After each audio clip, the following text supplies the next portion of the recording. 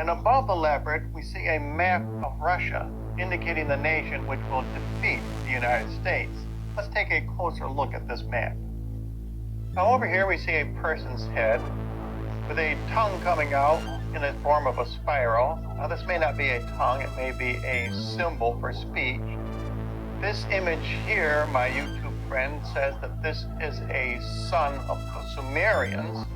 And over here we see another figure similarly with a tongue coming out in the form of a spiral. And he said that this son is an Egyptian or Masonic son. Now on the internet they say that this is a Mayan tablet which is depicting the end of the world. And as I said before, it's all contained in the map of Russia. So we saw in this nativity of the Antichrist that a leopard had to be sacrificed before the Antichrist could come forward. And the leopard, of course, we know symbolizes America and Barack Obama. These murals at the Denver airport are 15 years old.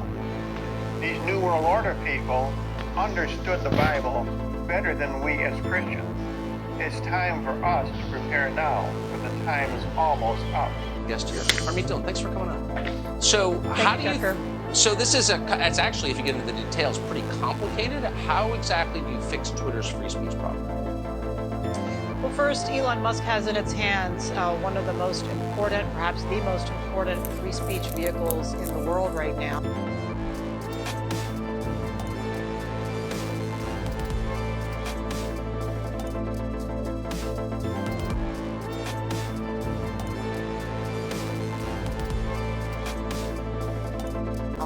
And so he has an opportunity to change the discourse in this country for the better. And I think there are a few simple things he can do. First of all, you got to move Twitter out of San Francisco and out of California altogether. One of the big problems in these big tech companies has been how they are overwhelmingly left-wing, and that is what you see in the bias in how these companies moderate speech and content. So if he moves it to Florida, to Texas, to frankly any place in America outside California, I think that would be a huge improvement. Yes. I've seen calls to fire employees. I wouldn't do that. I think that's, extreme and also has liability issues. But I think you could ask people to reapply for the position they want in the company and then see if they're willing to go along with some of these new policies that I'm talking about. I think one of the important things that Elon Musk needs to do is let back onto Twitter people who have been banned. And there are a lot of people, including clients of my firm. Rogan O'Hanley is currently suing Twitter. We also represent some meme meisters like Carpe Diem and Megan Murphy, a feminist, a radical Canadian feminist who was kicked off of Twitter for so-called misgendering. All of these people, I think, bringing them back on would actually increase popularity and traffic on Twitter, which is what a business should want. And then I think, just going back to something very simple that we learn as children, to be honest and transparent. That has been tremendously lacking in Twitter. Twitter has lied about how it has put its finger on the scale about election interference until after the fact. Twitter is not transparent about its policies, its algorithms. Twitter is not transparent about how people are removed from the platform.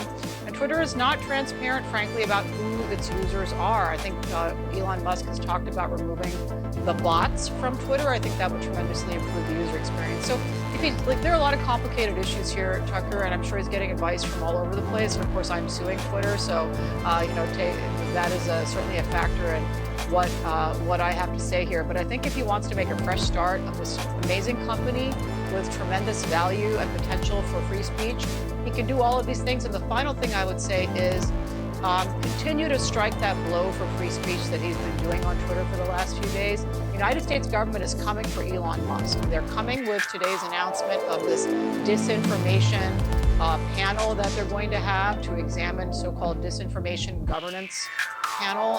That is really the government trying to impose the censorship that Elon Musk is saying is no longer going to exist on Twitter. So yeah. I think we all need to stand together for that and have open and fresh conversations. I'm looking forward to being on Twitter for many years, hopefully, with the fresh leadership. The panel you talked about is our lead for tomorrow's show, really one of the most brazen assaults on the First Amendment in this century. So quite amazing. Army Dillon, thank you for that.